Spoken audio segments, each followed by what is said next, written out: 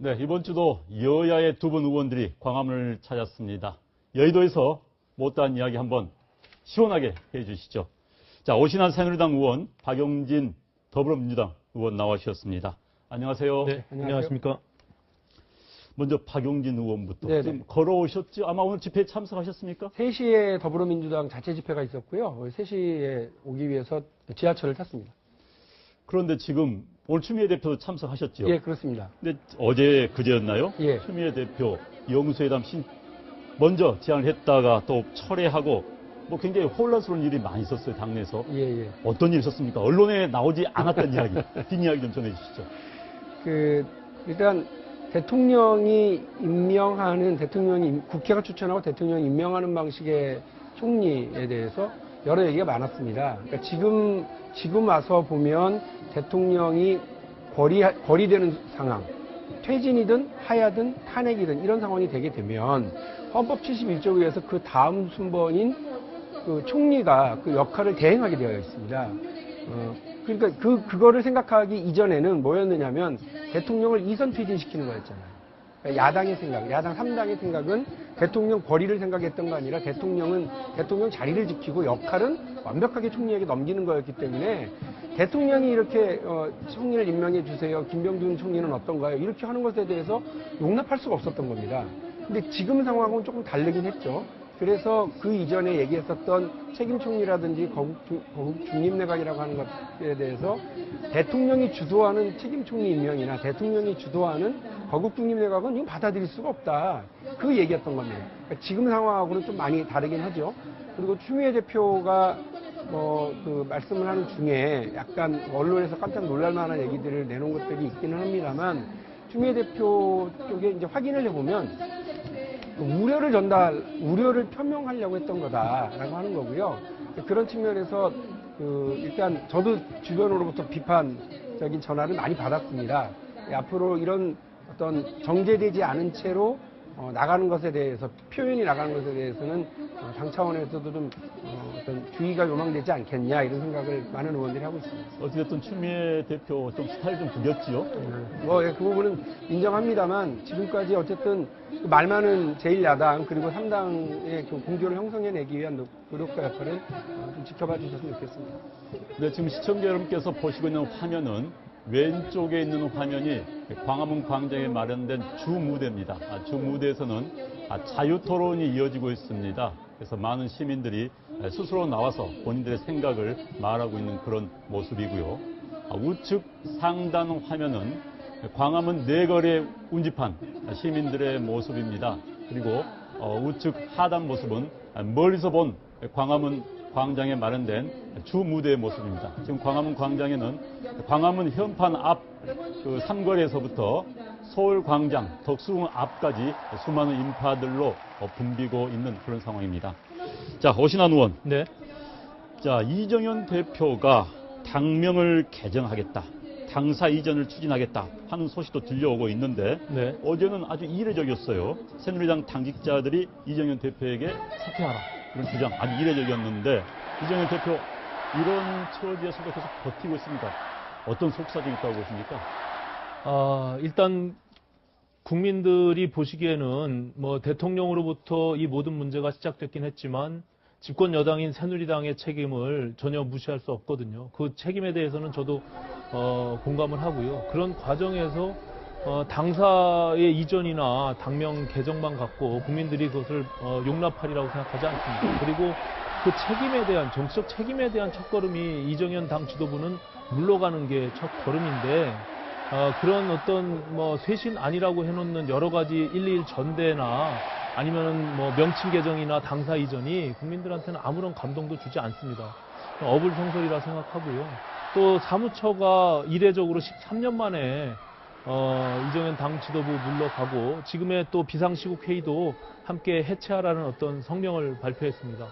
굉장히 이례적인 사안인데요. 그것은 지금의 여러 가지 국정 혼란들에 대한 책임성을 통감하면서 하루속히 이 모든 부분들에 대한 문제가 좀 해결됐으면 좋겠다라는 진정성이 담겨 있다 이렇게 생각하고요. 이정현 당 대표는 이런 부분들에 대해서 좀 겸허히 받아들이고 조속히 사퇴와 동시에 또 대통령도 국민들의 목소리를 받아들여야 합니다. 더 이상 이렇게 한 달이 넘게 이런 국정 혼란에 대해서는 대통령께서 결단을 내리는 것이 저는 바람직하다 이렇게 생각하고 있습니다. 오신환 의원은 뭐 비박계 모임을 이끌고 있는 그런 중심적인 의원으로 제가 알고 있습니다. 비박계의 반발도 커지고 있는데 남경필 경기도지사가 다음 주 탈당을 시사하고 있어요. 네. 또 김용태 의원도 그런 생각을 하고 있다. 이런 것도 보도가 되고 있는데 비박계의 탈당 이루어질 것 같습니까? 어떻게 보십니까?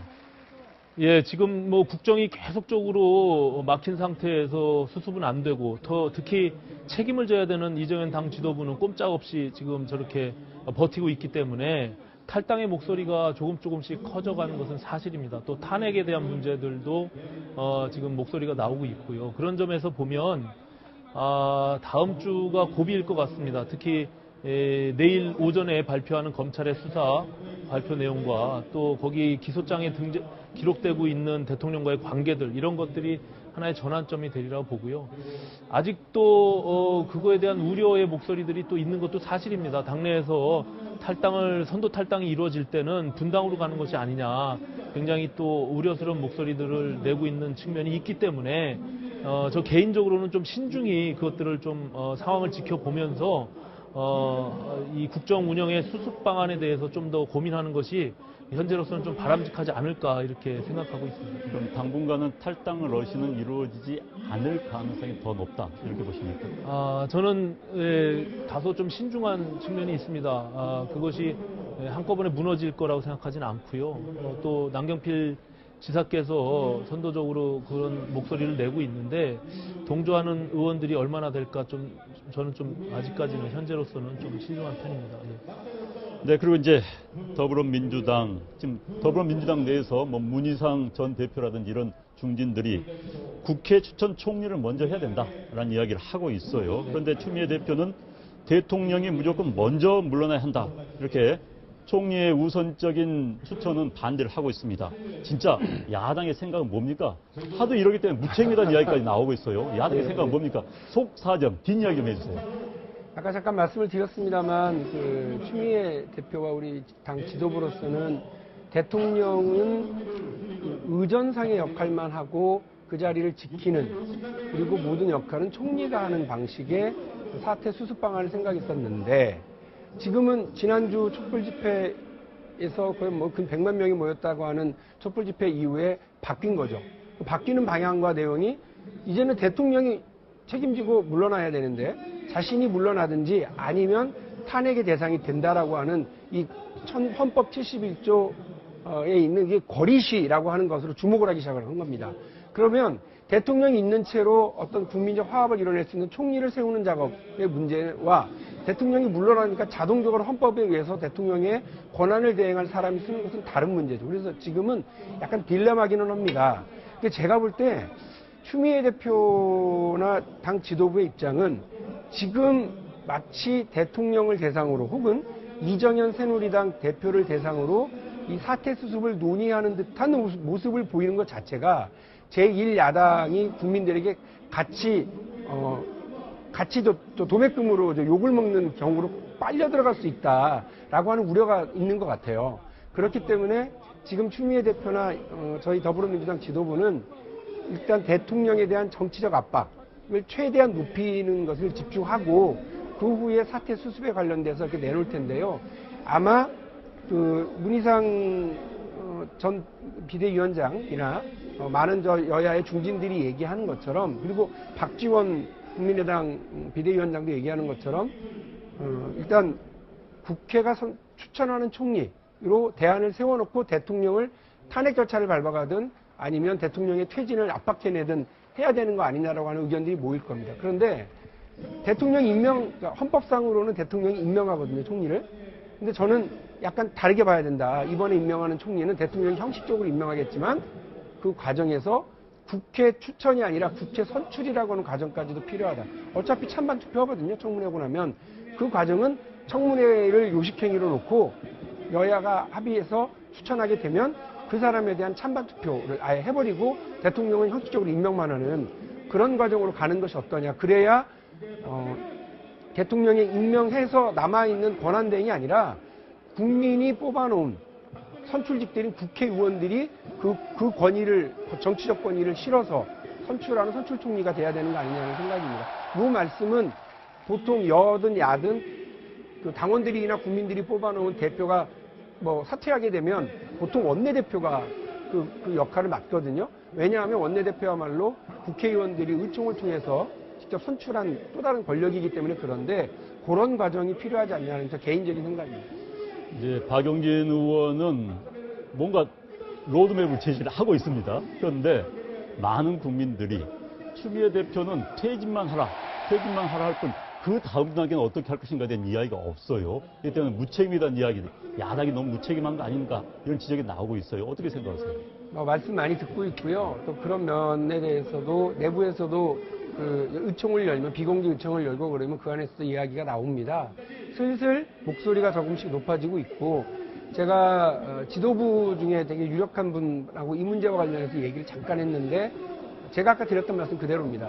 충분히 그런 얘기를 알고 있고 왜 우리가 수습 절차를 가지고 있지 않겠냐. 그래서 지금 상황은 최대한 분노의 목소리를 모아낼 필요가 있는 상황이다. 언제까지? 적어도 11월 말까지는 그래야 되고 지금 촛불 집회 일정도 오늘 약간 보시면 아시겠습니다만 인원수는 지난주보다 줄었습니다. 그러나 전국적으로 지금 이 똑같은 상황이 벌어지고 있는데 26일은 다시 전국이 서울로 집중을 하는 겁니다.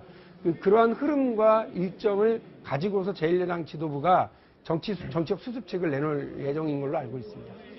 네, 지금 시청자 여러분께서 보고 계시는 화면은 광화문 광장을 항공에서 찍은 화면입니다.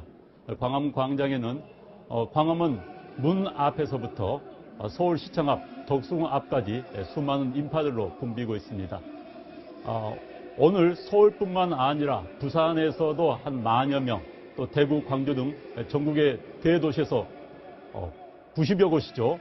동시다발적으로 촛불 집회가 진행이 되고 있습니다. 오늘 광화문 촛불 집회는 7시 반까지 집회를 한 뒤 7시 반 이후에는 청와대를 에워싸는, 물론 이게 현실 가능한지 모르겠습니다만 청와대를 에워싸는 시가 행진이 펼쳐집니다. 그리고 9시에 다시 모여서 9시에 다시 광화문 광장에 모여서 2차 문화 집회, 촛불 집회를 할 계획으로 그렇게 되어 있습니다. 자, 오신환 의원, 네. 지금 만약에 내일 대통령과 관련된 혐의, 내일 이제 검찰이 최순실 씨, 안종범, 정호성 씨에 대한 기소를 발표를 합니다. 그러면서 이제 혐의를 발표하는데 거기에 대통령의 어떤 범죄 사실이 기록이 된다면은 탄핵 논의가 물살을 탈 수가 있어요. 그런데 현재 탄핵을 하려면은 야당이 모두 다 해도 171명, 그다음에 여당 새누리당에서 29명이 이제 수로만 따진다면 29명이 동의를 해야 될 것 같은데 현재 여당 분위기로 그런 수가 탄핵에 동의를 할 수 있을 것 같습니까? 지금의 뭐 역사적으로 보면 하루하루가 한 달, 1년을 지금 겪는 과정이 아닌가 이렇게 생각합니다. 하루가 다르게 여당 내부에서도 탄핵 절차에 대한 목소리가 커져가고 있고요. 이 국정 혼란의 이 국민들의 고통, 이것은 역시나 그 대통령으로부터 그리고 집권 여당인 새누리당의 책임을 모면하기가 어렵기 때문에 하루빨리 이 부분을 수습하는 것이 정상적인 과정으로 가는 길이다라는 측면에서 보면 지금 계속적으로 이런 것들이 해결될 수 없는 국면으로 가고 있기 때문에 결과적으로 그렇게 되면 헌법질서 내에서 할 수 있는 일이라는 것은 탄핵뿐이 없지 않느냐 이런 목소리들이 지금 계속 커져가고 있고요. 저는 어느 시점이 되면 그것이 분출되리라 보고 또 뭐 지금의 책임이 있는 여당의 입장에서 야당에게 충고하기는 뭐 송구스러운 부분이 있지만 어쨌든 책임 있는 제일 야당으로서 어떤 로드맵을 제시하고 앞서 박영진 의원 말씀하신 대로 여야가 추천하는 국회에서 추천하는 총리를 하루빨리 결정을 해서 수습 국면으로 가는 것이 그 이후에 어떤 뭐 대통령의 정치적 책임에 묻는 탄핵의 절차로 돌입하더라도 어쨌든 지금의 상황들은 하루빨리 수습해내야 된다. 그러기 위해서는 추미애 대표께서 좀 극단적인 발언들을 통해서 국민들을 더 혼란스럽게 만들기보다는 조금 책임성 있는 발언들을 통해서 이제는 우리가 한 달 정도 이렇게 정말 국가가 혼란 상태에 있지 않습니까? 더 이상은 이런 일이 지속돼서는 안 된다. 이렇게 간곡히 부탁드립니다. 예. 그러면 지금 여당 내에서 네. 29명의 이상의 의원들이 탄핵 투표가 행해진다면은 29명 이상의 의원들이 거기에 동조할 것 같습니까? 뭐 저 개인적으로 제가 속단하기는 이르지만 지금의 이런 혼란 사태가 앞으로도 나아질 기미가 없다라고 판단이 된다면 저는 결단의 시간은 계속 다가온다 이렇게 생각합니다. 대통령께서 모든 것을 좀 내려놓고 국민의 목소리를 겸허히 받아들여야지만이 이 문제가 해결될 수 있습니다. 그런데 여전히 국정에 다시 복귀하고자 하는, 그리고 검찰 수사를 뒤로 미루고자 하는 이런 모습은 결코 국민들의 목소리에 맞지 않습니다. 그렇기 때문에 오히려 헌정 중단을 막고 대통령께서도 임기를 채워가면서 혹은 질서 있는 퇴진들까지도 만들어내기 위해서는 대통령의 결단이 분명히 필요하고, 또 국회는 국회대로 수습책을 마련하기 위해서 하루빨리 서로 협상을 통한 어떤 총리를 추천하는 것이 그 첫걸음이 될 수 있지 않을까 이렇게 판단하고 있습니다. 예. 네, 그런데 이제 어젠가요, 정진석 새누리당 원내대표가 임기를 단축하기 위해서 네. 개헌을 하자, 즉 개헌을 해서 권력구조를 바꾸면서 현 대통령의 임기를 단축하는 조항을 넣어서 좀 합법적으로 평화적으로 해결해보자 이런 제안을 했습니다. 본인이 총대를 매겠다는 이야기까지 했는데 이에 대해서는 어떻게 생각하십니까? 아니, 개헌에 대해서는 저는 적극적인 사람인데요. 지금 이제 정진석 원내대표의 접근은 그래서는 안 된다고 봅니다. 이 사태와 개헌은 이 사태를 통해서 대한민국의 새로운 시대 교체, 그리고 이런 불행한 일들이 재발되지 않는 재발 방지를 위한 어떤 교훈을 남기는 관계여야 되거든요. 그러니까 이 사태와 개헌은 교훈을 남기는 관계로 개헌의 필요성을 제기하는 거여야 되는데, 정진석 대표의 이야기는 이 사태를 해결하기 위한 활용으로 개헌을 활용하려고 하는 것처럼 들려요. 이렇게 되면 개헌에 찬성하는 사람들조차 야당에서 이거 이렇게 하면서 살짝 국면을 바꾸려고 그러는 거 아니야? 라고 나올 수밖에 없습니다. 개헌이라고 하는 것이야말로 온 국민이 마음 모으고 정치권이 마음을 최대한 모아야 가능한 일인데, 이렇게 덥석 던져버리고 나면 실제로 찬반 논쟁으로 가면서 아무것도 안 되는 겁니다. 개헌은 그야말로 시대교체로 가야 돼요. 지금은 보니까 우리 국민 여러분들, 또 야당 지지하시는 분들, 때는 이때다. 박근혜 대통령한테 우리가 얼마나 뒷일을 살았느냐 생각하시면서 박근혜 대통령의 온갖 의혹을 다 드러내면서 막 목소리를 높여서 꾸짖고 싶죠. 근데 가만 생각해보면 왜 모든 대통령이, 심지어 그 야당, 지금 그 더불어민주당이 배출해낸 김대중 대통령, 노무현 대통령조차도 말년은 왜 불행했을까를 생각해보면 권력구조에 문제가 있는 겁니다. 이거를 무시하고 넘기려고 그러시면 안 돼요. 그러니까 이 부분은 이번까지 87년 이후에 30년 동안 6번의 그 대통령이 나왔는데 다 똑같이 불행한 그 말로를 겪는 상황을 놓고 이 교훈을 여기서 틀어줘야 됩니다. 개헌은 반드시 해야 된다고 저는 봅니다. 그러나 아까 말씀드린 것처럼 이 국면을 혹여나 여권에서 대통령이나 여권이 위기를 모면하기 위한 활용 국면처럼 느껴지게 하게 돼서는 될 것도 안 되는 상황으로 된다라고 하는 점에서 좀 유의 깊게 말씀을 하셨으면 좋겠다 생각입니다. 네, 오신환 의원 어떻게 네. 생각하십니까?